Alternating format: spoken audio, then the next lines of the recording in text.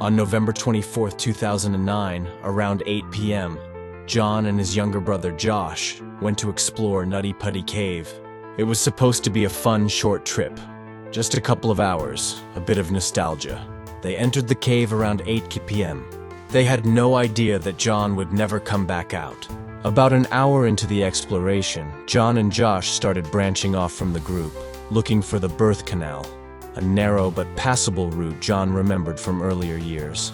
John saw a tight crawl space and believed it was the one. He went in first, sliding headfirst into the tunnel, belly down, using his elbows and toes to push forward. But a few feet in, something felt wrong. It was tighter than he remembered. The walls pressed on his sides, and the floor angled downward. He tried to back up. Nothing. He pushed forward, hoping it would widen. It didn't. Suddenly, he was stuck, completely. Head first, upside down, with his body bent in a V-shape. Josh called out. No response. He crawled toward his brother and realized the truth. John was completely wedged in. No room to turn around, no way to move forward, no way to go back. Panic started to set in. Josh quickly backed out and rushed to get help. The group called 911. Within the hour, the first rescuers arrived. They were trained cave specialists. They'd handled tricky extractions before, but nothing quite like this. John was 400 feet into the cave, stuck in a shaft barely 10.5 inches wide and angled downward. His arms were pinned. His legs were sticking out, but not enough to move him. To reach him, rescuers had to crawl through extremely narrow, twisting passages. Some could barely fit themselves, let alone carry gear. Still, they pressed on. One by one, they made their way to John. They tried to comfort him, stabilize him, and plan a way to pull him out. He was scared, but he was talking. He said he had faith they'd get him out, but time was already working against him. The human body cannot stay upside down for long. Gravity starts pulling blood toward the head and chest. The heart struggles to pump, the lungs compress, and pressure builds in the brain. After a few hours, it becomes fatal. John had already been upside down for more than 2. Rescuers brought IV tubes and tried to feed him water mixed with glucose to keep him conscious. They placed a rope around his legs and tried gently pulling, but every tug made him scream in pain. His position was putting enormous pressure on his ribs and chest. Even if they could move him, it could kill him instantly. The clock kept ticking. After several failed attempts, the team decided to construct a custom pulley system deep inside the cave. It was risky. They drilled bolts into the rock walls and anchored ropes around John's legs. The goal: to create enough steady, vertical pull to extract him upward through the tight shaft without causing further injury. It took hours to build. Through it all, John remained surprisingly calm. He cracked jokes with rescuers, talked about his wife and kids, and even prayed with the team. At one point he told them, "I really want to get out." He never stopped believing it was possible. Around midnight, after nearly 8 hours of preparation, everything was finally ready. The rescuers gave the signal.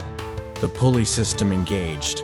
Slowly, carefully, they began lifting John upward.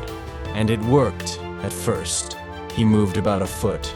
His voice got louder. He could breathe easier. There was hope. Then, snap. One of the anchor bolts in the cave wall failed. The pulley system tore loose, and John slipped back hard. This time he was lodged even deeper. Rescuers scrambled to check him. He was in agony, but still alive. The failed pulley attempt changed everything. The tunnel was now even more unstable. John had slipped at a worse angle, nearly vertical. His rib cage was being crushed. Blood circulation was slowing. His breathing was getting shallower.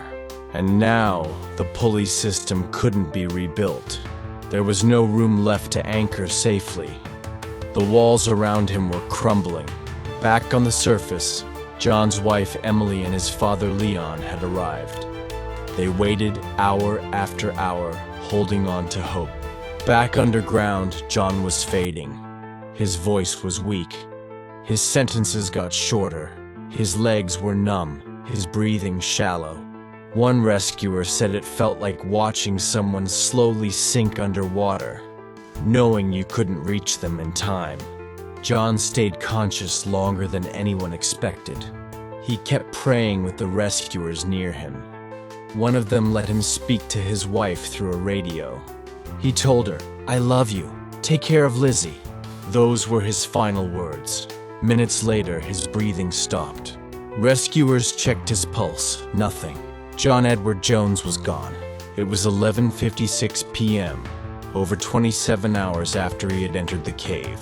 Next part will cover what happened after he died, why they couldn't bring him out, how his family responded, cave closure and public reaction. When the rescuers finally confirmed that John Edward Jones had passed away, it hit everyone hard. Some of the men had been with him for hours, crawling through tight, suffocating shafts, talking to him, praying with him, holding his legs and trying everything they could. They weren't just trying to save a trapped man. They were trying to save a father, a husband, a brother, and they had to watch him die, slowly, helplessly. Many of them broke down inside the cave. Some had to be helped back out. One of them later said, "It felt like we lost a brother down there." Above ground, John's father Leon had been sitting in silence for hours.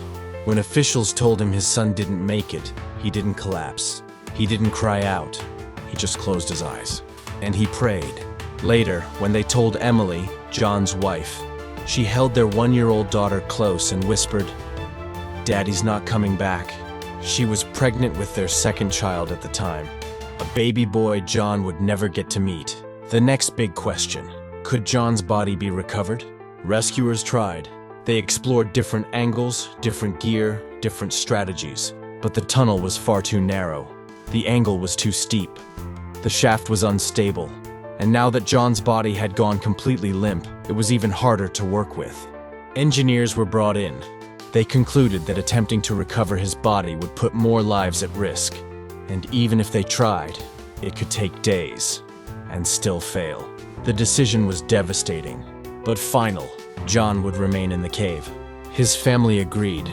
They didn't want anyone else to die trying to bring him out. A week after John's death, teams arrived with concrete and heavy equipment. They poured nearly 30 tons of cement down the entrance of Nutty Putty Cave. The cave was officially sealed forever. John's body is still inside, about 400 feet from the entrance, in a tight shaft less than 11 inches wide. A brass plaque was placed outside in his memory. It reads, "In memory of John Edward Jones, a loving husband, father, and brother. November 24, 2009. The cave is now considered a gravesite. No one will ever go inside again." After John's death, his family showed incredible strength. They spoke publicly, not to assign blame, but to honor John's memory. His younger brother Josh, who had been with him in the cave, carried the pain for years. He later said that night would never leave him. Emily, John's wife, raised their children alone. She eventually moved forward in life, but she still speaks of John with love and respect. His daughter Lizzie, just 1 year old at the time, grew up hearing stories of her father's bravery, calmness, and faith. And the son John never met, his name is John Edward Jones II. John's story became known all around the world, not because of the horror, but because of the humanity. Because in those 27 hours, John never gave up hope. He prayed, he talked to his rescuers, he comforted others. Even in the darkest possible place, he stayed strong. His death led to major discussions in the caving community. It reminded explorers and adventurers that nature isn't always forgiving. Nutty Putty Cave, once a popular spot, was now closed forever, and John became the reason. John Edward Jones went into that cave for a short adventure with his brother. He never planned to stay, but even though he never made it out, his story lives on. Not buried in darkness, but carried in the hearts of everyone who heard it. He wasn't just a victim of a tragic accident. He was a reminder of courage, of faith, and of how fragile life can be. And though Nutty Putty Cave is now sealed, his name will never be forgotten.